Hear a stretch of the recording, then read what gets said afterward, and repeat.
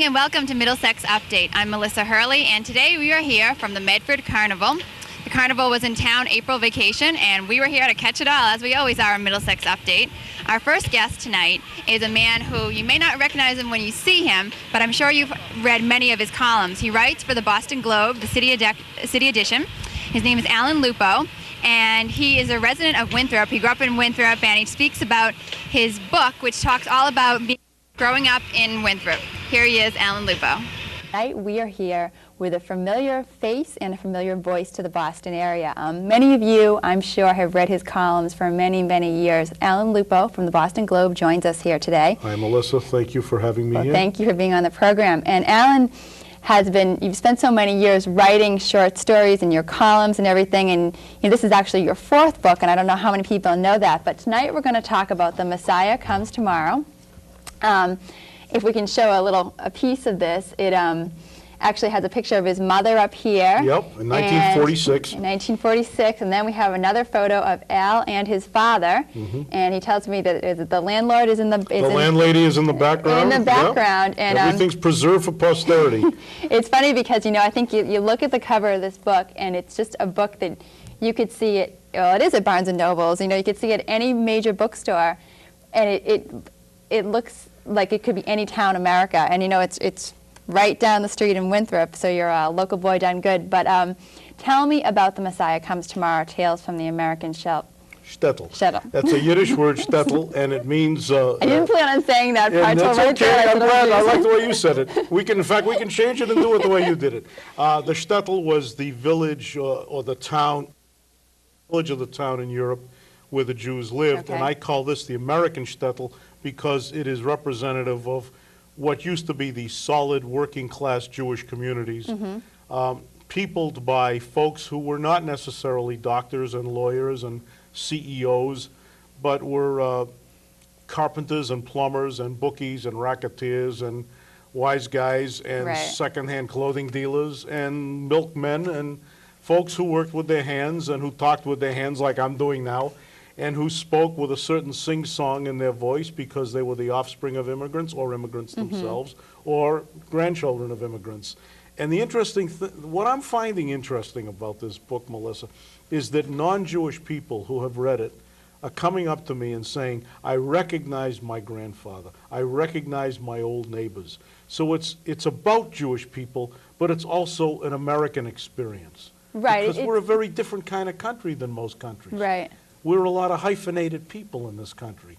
And there's been a lot of pain involved in this, but I think we're pretty successful over the long run in getting along and it's reasonably interesting, too, well. that you talk about, you said at the beginning that the typical Jewish person is a doctor or a lawyer, and when you say that everyone's successful, well, I mean, you don't have to have money to be successful. I mean, you can look right next door to probably I'm sure a lot of the people that you talk about in this book aren't successful in a monetary way, but they're successful in other parts of their life, and that's what this book highlights, too. Well, what I try to do, frankly, is to capture some of the disappointments, capture some of the frustrations, but I hope mainly to capture the humor in their lives. And some of it you can still find, by the way. I mean, you can go down Harvard Street in Brookline and walk into certain stores, and there it is. It's like 1940 come alive. Some of it is gone forever. The people on that book cover, except for yours truly, and I'm getting old, they're all gone. They're all gone. And I'm not 8 years old anymore. I may think like an 8-year-old, but I'm not ever going to be 8 again, and those folks aren't going to come back. So I had to capture that history because in this country, Melissa, we don't teach American history very well, if at all. And I think one of the most wonderful stories in history are the personal stories, the anecdotal stories, the stories that people experience in their day-to-day lives. The real-life experiences. When you were preparing to write this book and you were taking notes, did you discover things from your childhood that you had kind of put in the back of your mind, had forgotten about, and maybe it triggered when you were writing one excerpt or another? No, not at the time I was writing the book, because actually this is a collection. So what it is all these things have appeared in print already. in the Boston Globe, Boston Magazine, the Baltimore Evening Sun, which doesn't even exist anymore, one of them from the Middletown, New York Times Herald Record, stuff I had written before. I just wrote the introduction and the transitions. very Those are good. new. But to answer your question, at the time I wrote the columns and the stories, some of them, yes, all of a sudden you get this recall. I mean, I can't tell you what I did this morning, and it probably wouldn't be very interesting anyway. But you get this recall from 1940-something or 1950-something, and suddenly it all comes back in a rush. How do you use this book, or do you use this book, I should say, when you're talking to younger people, and to trying to tell them a little bit about your history or about your culture? Do you use the book? Do you reference it, or do you? So far I haven't, because the book is just out. It's been out only a few weeks. Your stories then, over the years?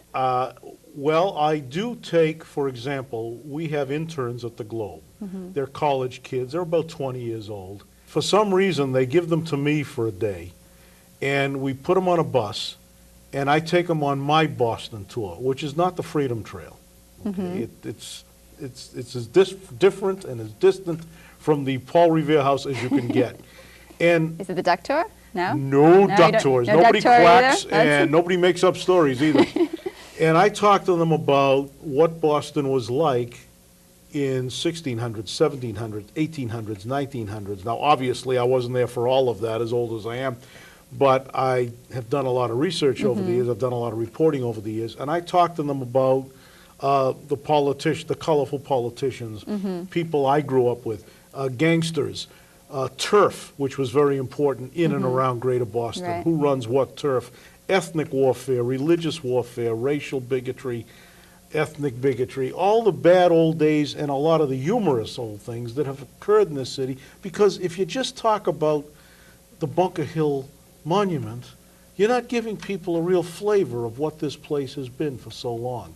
Oh, I definitely agree with you. And those are the best kinds of stories, too, because they're not going to find them in any history book. And they're not, it's, real people talking about real experiences or things that you've researched or come across all your years working at the Globe and being a reporter. But you have this book, and you have a few other books, too. This is actually your fourth. Alan is the co-author of Rights of Way, The Politics of Transportation in Boston and the U.S. City, Liberty's Chosen Home, The Politics of Violence in Boston, and along with your wife, For Better, For Worse. What's up next on the horizon for you? Are you gonna... I'm still excited about this one. I haven't really thought about another one. I should tell you that on a couple of times in my life I've tried writing fiction, and it's usually disastrous. So I'm probably going to stick with the nonfiction. I have great dialogue, by the way. I don't mind saying, I don't care how pompous it sounds. Great dialogue, no idea of what a plot should be. I have no idea where these plots should go. Well, you know what? As a newspaper reporter, that's probably good that we're hearing you saying you're not good at fiction. That makes me feel much better now every time I read your column. But it was a joy to have you on Middlesex Update, and we always enjoy reading you in the Boston Globe. And I'm going to take this home and read this, and Messiah Comes Tomorrow, and hopefully we can have you back on the program. Next book you have out. Thank you, Or just Melissa. a chat. Thanks again. Thanks so much. Thank you. Now we take you to Malden Public Library. We were recently there to interview a man named John Webster. He lives in Malden now and grew up in Somerville, and he has dedicated his free time to really showing his photography and collecting other photography from other Vietnam vets. He has a whole display which has been on display in Worcester, it's been in Boston, it's been in Medford, and hopefully it'll be coming to your community soon. But we're going to give you a little bit more information about it right now. Here he is. Welcome to Malden Public Library. I'm Melissa Hurley, and here we are again on Middlesex Update. Today we have with us a local artist. John Webster joins us here today on Middlesex Update, and we're going to talk about his display that is currently at the Malden Public Library, but today is the last day, but has been moving throughout the Commonwealth, and hopefully will be coming to your community soon. John, I want to thank you for being on the show, and tell me a little bit about this display, how you just got started. Okay, well, first, thank you for having me. I started in 1994 was the first time that I had the exhibit, but I had these photographs for well over 30 years, of my own personal photography that I've taken, and I decided that I needed to do something positive with it. And so I put a collection together, and I have had it on a number of locations. Besides the Malden Public Library, I've had it at the Moving Wall in Stoneham when the Moving Wall was here. And in 1999, I had it at UMass Boston on several occasions, and the second time I had it there was when they had the moving wall there. And each time that I have it, other veterans come up to me and feel compelled or ask me to include some of their personal photography, so it almost becomes like a journalistic history of the war. Right, and as you were saying, you were in Vietnam, but you have other people who come and give you photos or slides or medals from other wars that they were involved in. In fact, right here we have some local brothers who are from the city of Malden, and they have just 3 wars chronicled right here. Yes, well, what it is Paul Kuhn is our veterans agent, and he was kind enough to lend me his dad's medals from World War I. And I believe Paul grew up in Arlington. I hope I'm right on that. But his brother seen a lot of combat in World War II, and unfortunately he was killed in World War II. But he received the Bronze Star, the Silver Star, the Bronze Star, the Purple Heart, and quite a few combat medals. And Paul himself was highly decorated in Korea. And so it really adds to the display and allows me an opportunity to show past history of what it is to be a veteran, and with the Vietnam veterans, and hopefully future, the sacrifices that people make when they put on the uniform of this country. Must be interesting for local school kids, too, to come and look at it, and they're studying different wars and different parts of the American culture and history in school. And during its time here in Malden, the local high school brought over quite a few different history classes, and a lot of the children made comments in the book. So it does give them an opportunity, besides reading about it in a history book, to come and see something visual and get a sense of the sacrifices that are made. Here is just a wall of different photos that you took, and why don't you tell me about the photos on this wall? Okay, well, the very first photograph was actually, I call it First Time Over Southeast Asia. I've been a camera buff all my life. I grew up in Somerville, and I remember the pilot distinctly saying, "Gentlemen, you are now over Southeast Asia." So I took my camera, so that was my very first picture over Southeast Asia. The second photograph here, I call it Eyes of Innocence. And the uniforms that you see the children wearing are similar to our American Boy Scouts and Girl Scouts. But it's always been my most haunting photograph in that she's probably about 10 or 11 years old. And it just kind of speaks volumes when you look at the expression of despair in her face. And almost, I didn't realize it at the time, but the symbolism in the picture with the other children's backs to her. And these particular children lived right on the outskirts of our base, and their fathers were in the more elite fighting forces of the Vietnamese army. This gentleman you see here was my first sergeant, and his name was Sergeant Reynolds. What's over here? This is just shows you a little bit of the terrain just on the outside of the base, and we normally had barbed wire, rows of barbed wire, so that we could, if they try to come through the trenches and stuff. This is an old French train here, because the French fought for 25 years before the Americans, and there was an awful lot of things left behind by the French. There's a lot of French forts that were left there. Because when they come in to see this exhibit, once you hear the word Vietnam, they're expecting to see blood and gory things, and that's not what this is all about. And the most common comment is, "It's very moving," is what people say to me. It moves them in a different kind of way. And I think one of the reasons why I continue to have it is because of the positive feedback that I receive from fellow veterans who tell me that it kind of... Right, because they were there, and it's not just any common folk walking off the street. Exactly, and it gives a flavor of everyday life, and that we did everyday things outside of...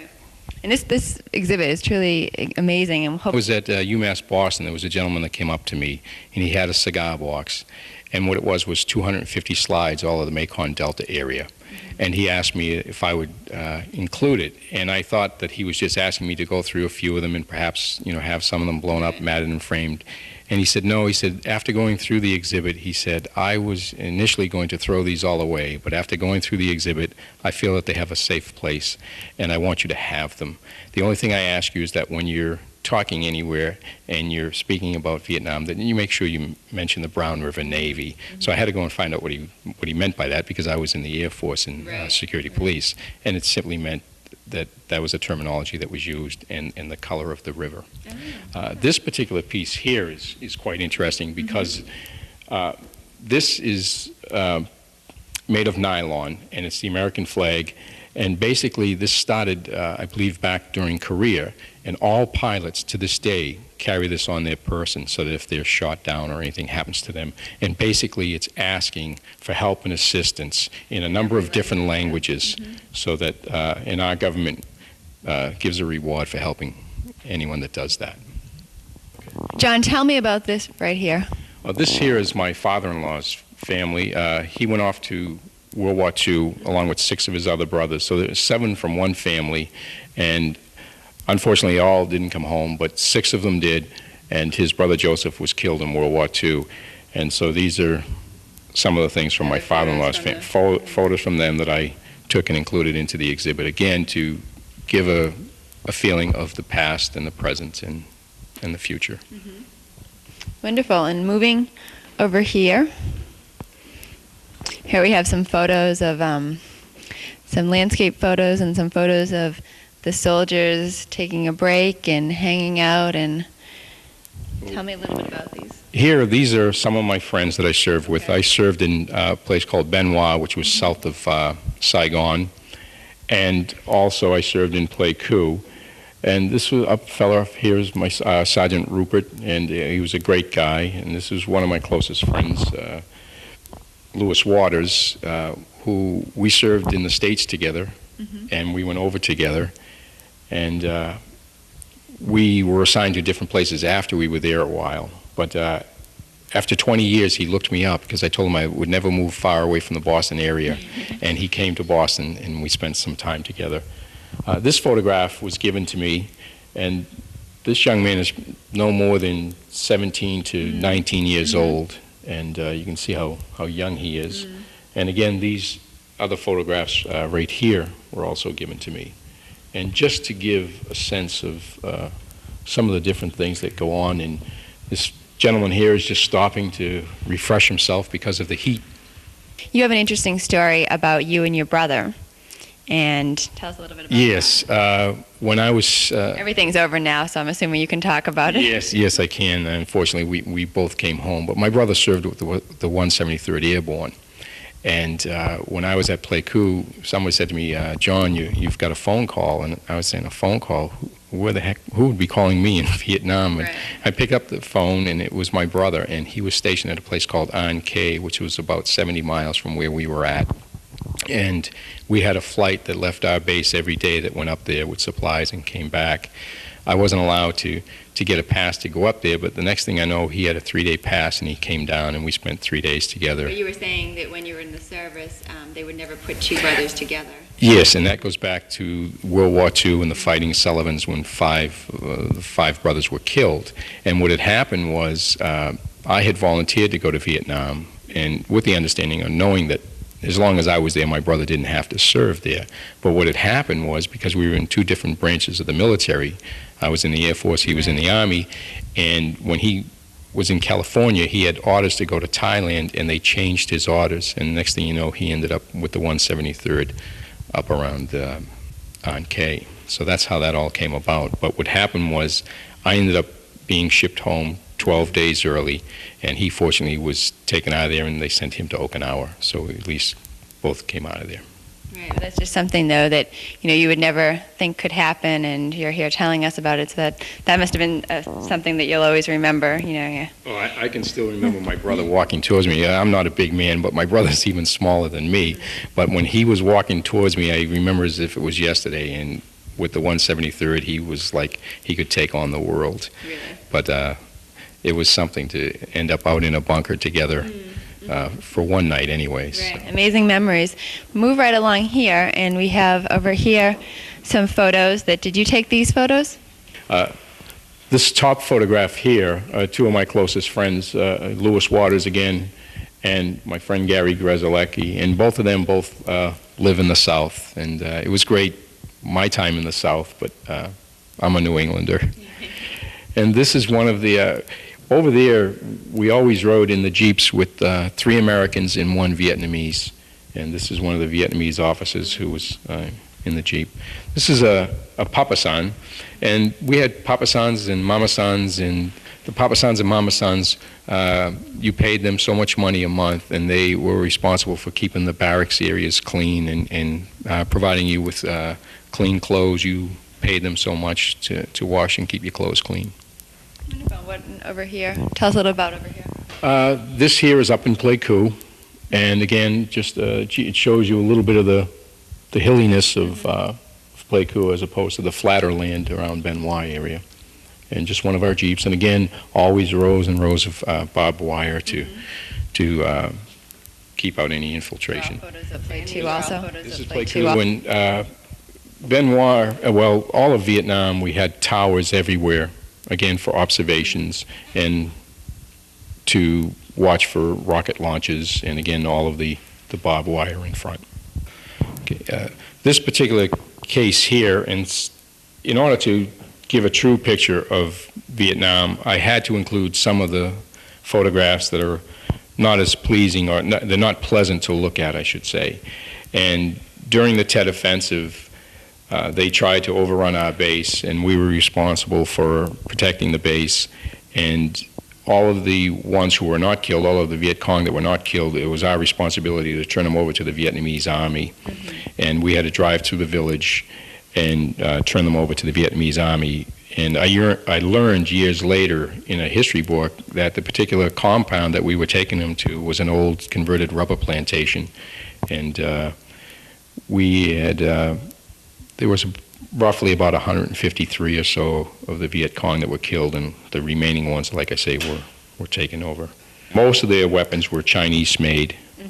And then the plates that you see in here were a gift to me from my oldest daughter, and so I include them too.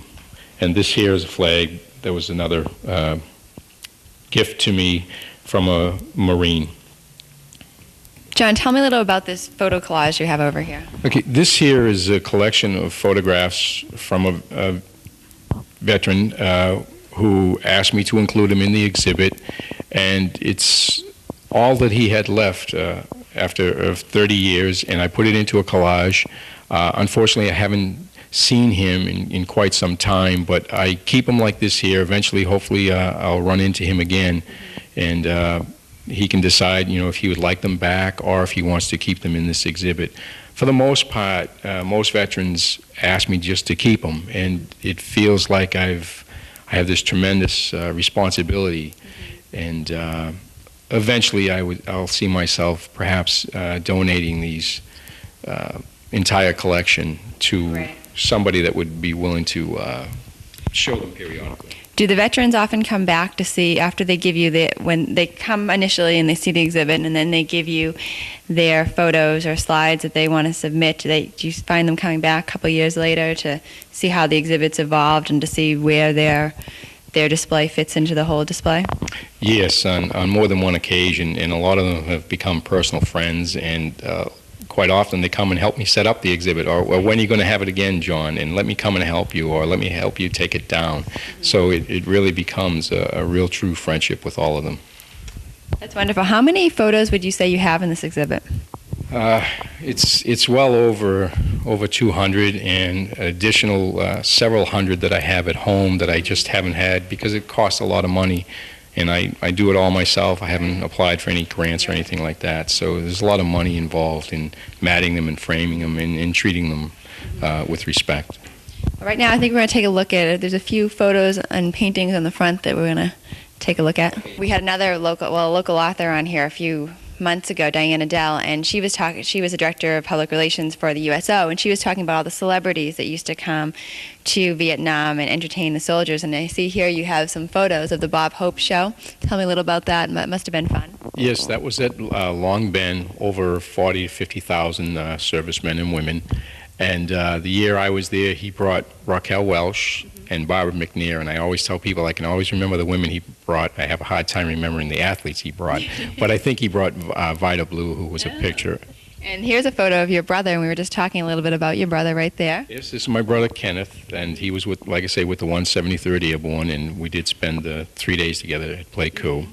The lower photograph here was at Benoit, and we always called the aircraft that came there, all the commercial aircraft that brought the troops to Vietnam and brought them home, the Freedom Bird. So I had to take a picture of a Freedom Bird, hoping that we all got a ride on it. This is truly really interesting display. And as we said earlier, you grew up in Somerville. You played basketball, so. Played basketball. Yeah. If you grew up in Somerville, you had to play basketball. That was my. Did you walk to the Garden? Oh, I walked to the Garden, walked home from the Garden the time the Celtics won the triple overtime, and yeah, it was exciting. There you go. Now you live in Malden, and it seems like this display has been just growing and growing, not only from area soldiers, but also from veterans, but from, I'm sure veterans from all over the United States. John, how would someone contact you if they had something to contribute or just wanted to talk to you about this wonderful display?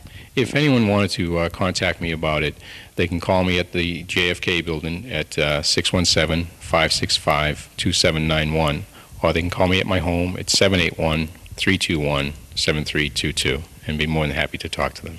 Wonderful. Again, this is John Webster, and if you haven't seen his display, it will be coming to your community soon, hopefully. You'll be instrumental in the Worcester gala they're going to have next year to really make a whole dedication to veterans from across the state and across the nation.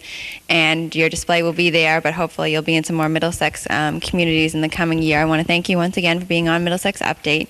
And, you did some great work, and we hope to have you on again. Thank you very much. It was a pleasure. As you can tell, winter is over. There are many families here. They're out for a day with the kids. They're really having a ball. A carnival is still an inexpensive way to take the kids on an adventure through time. We're here at Middlesex Update, and I want to thank you again for watching Middlesex Update. We had a great show. I want to thank John Webster and Alan Lupo for being on the program, and we'll see you again next time. I'm Melissa Hurley. Good night.